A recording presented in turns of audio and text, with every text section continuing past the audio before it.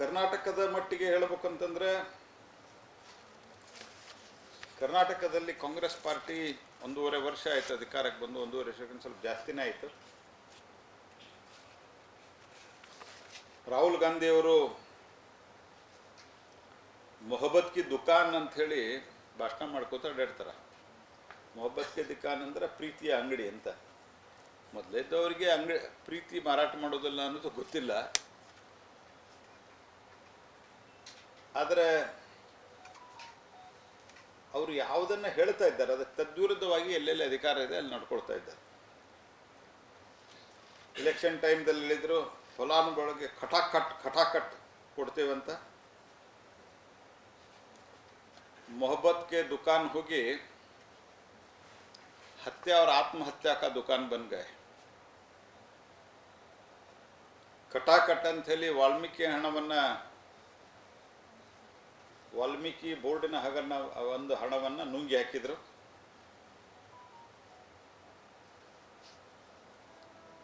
SEP TSP ಹಣ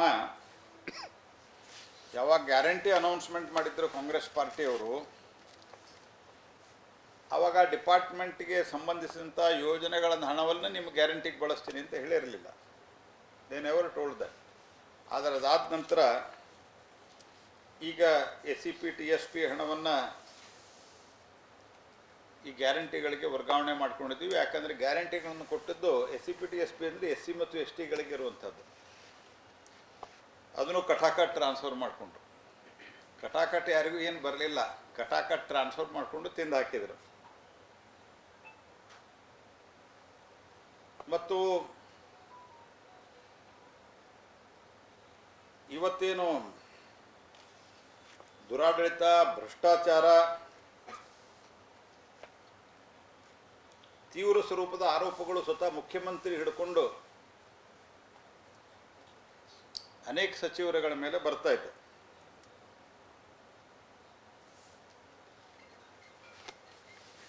ಈಶ್ವರಪ್ಪನವ್ರ ಪ್ರಕರಣದಲ್ಲಿ ಯಡಿಯೂರಪ್ಪನವ್ರ ಮೇಲೆ ಪ್ರಾಸಿಕ್ಯೂಷನ್ಗೆ ಅವತ್ತಿನ ರಾಜ್ಯಪಾಲರು ಪರ್ಮಿಷನ್ ಕೊಟ್ಟಂಥ ಸಂದರ್ಭದಲ್ಲಿ ಇವರು ಏನೇನು ಹೇಳಿಕೆ ಕೊಟ್ಟಿದ್ರು ಎಲ್ಲವನ್ನೂ ಮರೆತಿದ್ದಾರೆ.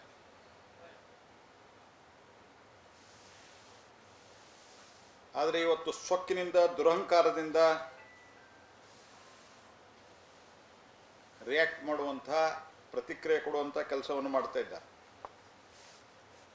ಖರ್ಗೆ ಅವರ ಸುಪುತ್ರ ಅಂತೂ ಪ್ರಿಯಾಂಕಾ ಖರ್ಗೆ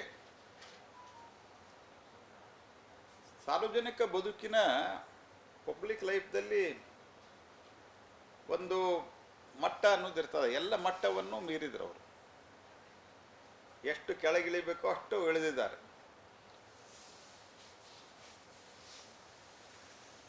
ಬಟ್ಟೆ ಹರ್ಕೋರಿ ನಾನು ರಾಜೀನಾಮೆ ಕೊಡಲ್ಲ. ನೀವು ನಾಚಿಗಿಲ್ದವ್ರು, ಹಿಂಗಾಗಿ ನೀವು ಬಟ್ಟೆ ಹರ್ಕೊಂಡ್ರು ಕೊಡಲ್ಲ, ಏನು ಮಾಡಿದ್ರು. ಯಾಕಂದ್ರೆ ನಿಮ್ಮ ಮುಖ್ಯಮಂತ್ರಿನೇ ಆತ್ಮಹತ್ಯೆ ಮಾಡ್ಕೊಂಡ್ರು ಕೊಡಲ್ಲ. ರಾಜ್ಯ high court, no less than High Court has said,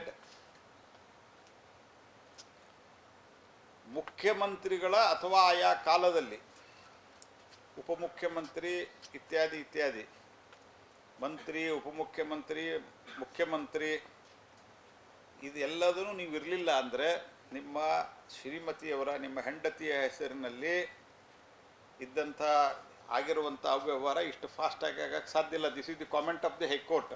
ನಿಮ್ಗೆ ಬೇಕಾದ್ರೆ ನಾನು ಓದಿ ತೋರಿಸ್ತೇನೆ. ಹೈಕೋರ್ಟ್ದ ಆರ್ಡರ್ದಲ್ಲಿದೆ. ಹಾಗಾಗಿ ನಿಮಗೆ ಗೊತ್ತಿಲ್ಲದೆ ನಡೀತು ಅಂತ ಹೇಳುವಂಥದ್ದು ಇದನ್ನು ಒಪ್ಪಲಿಕ್ಕೆ ಸಾಧ್ಯ ಇಲ್ಲ. ಹಾಗಾಗಿ ಇದರ ಬಗ್ಗೆ ಇನ್ವೆಸ್ಟಿಗೇಷನ್ ಆಗಬೇಕು ಅಂತ ಹೇಳಿದರು. ಅದಾದ ನಂತರ ಅವರು ರಾಜೀನಾಮೆಯನ್ನು ಕೊಡಲಿಲ್ಲ. ಹೀಗಾಗಿ ಖರ್ಗೆ ಅವರು ಅವರ ಸುಪುತ್ರ ರಾಜೀನಾಮೆ ಕೊಡ್ತಾರೆ ಅಂಥೇಳಿ ನಾವು ಅಪೇಕ್ಷೆ ಪಡೋದಿಲ್ಲ. ಆದರೆ ಹೋರಾಟ ಬಿಡೋದಿಲ್ಲ. ಹೋರಾಟ ಸಾರ್ವಜನಿಕರನ್ನ ಜಾಗೃತಿಗೊಳಿಸಲಿಕ್ಕೆ ವಿಲ್ ಕಂಟಿನ್ಯೂ ದಿ ಫೈಟ್. ಇವ್ರ ಕಾಲದಲ್ಲಿ ಏನೇನಾಯಿತು?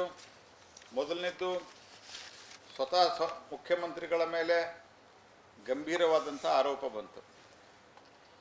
ಹೈಕೋರ್ಟಿಗೆ ಹೋದರು. High court as on date high court order is in force.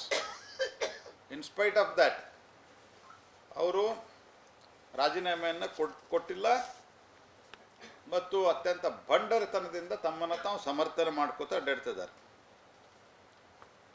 ಇವರಾದ ನಂತರದ ಸ್ಥಿತಿ ಏನಿದೆ, ಆತ್ಮಹತ್ಯೆಯ ಕಾರಣದಿಂದಾಗಿ, ಚಂದ್ರಶೇಖರ್ ಅನ್ನುವಂಥವ್ರ ಆತ್ಮಹತ್ಯೆಯ ಕಾರಣದಿಂದಾಗಿ ವಾಲ್ಮೀಕಿ ಬೋರ್ಡಿನ ಹಗರಣ ಹೊರಗೆ ಬಂತು. ನಾಗೇಂದ್ರ ಒಬ್ಬರು ರಾಜೀನಾಮೆ ಕೊಟ್ಟರು, ಈಗ ಅವ್ರು ಮತ್ತೆ ವಾಪಸ್ ತಗೋತೀವಿ ಅಂತ ಹೇಳ್ತಾ ಇದ್ದಾರೆ. ಮೊದಲು ಚಂದ್ರಶೇಖರ್ ಆತ್ಮಹತ್ಯೆ, ಲಕ್ಷ್ಮೀ ಹೆಬ್ಬಾಳ್ಕರ್ ಅವರ ಪರ್ಸನಲ್ ಸ್ಟಾಫನ್ನು ಹೆಸರು ಬರೆದಿಟ್ಟು ರುದ್ರಣ್ಣ ಎಡವಣ್ಣವರ ಆತ್ಮಹತ್ಯೆ, ಅದೇ ತಹಸೀಲ್ದಾರನ್ನ ಪುನಃ ಅಲ್ಲೇ ಪೋಸ್ಟಿಂಗ್ ಮಾಡಿದ್ದಾರೆ. ಈಗ ರಾಜ್ಯ ರಾಜಕಾರಣದಲ್ಲಿರೋರಿಗೆ ಅವ್ರಿಗಿಷ್ಟು ದುರಹಂಕಾರದಿಂದ ಸ್ಟೇಟ್ಮೆಂಟ್ ಕೊಟ್ಟಿರೋದು ನಾನು ನೋಡಿಲ್ಲ. ಯಾಕಂದರೆ ಕಳೆದ 30-35 ವರ್ಷದಿಂದ ನಾನು ರಾಜಕಾರಣದಲ್ಲಿ ಇದ್ದೇನೆ, ನೋಡಿಲ್ಲ. ಆದರೆ ಈತನಿಗೆ, ಪ್ರಿಯಾಂಕಾ ಖರ್ಗೆ ಅವರಿಗೆ ಈಗನೇ ಇಷ್ಟು ದುರಹಂಕಾರ ತಲೆಗೇರಿದೆ. ಜನ ನಿಮಗೆ ಸೂಕ್ತವಾದಂಥ ಪಾಠವನ್ನು ಕಲಿಸ್ತಾರೆ. ನಿಮ್ಮ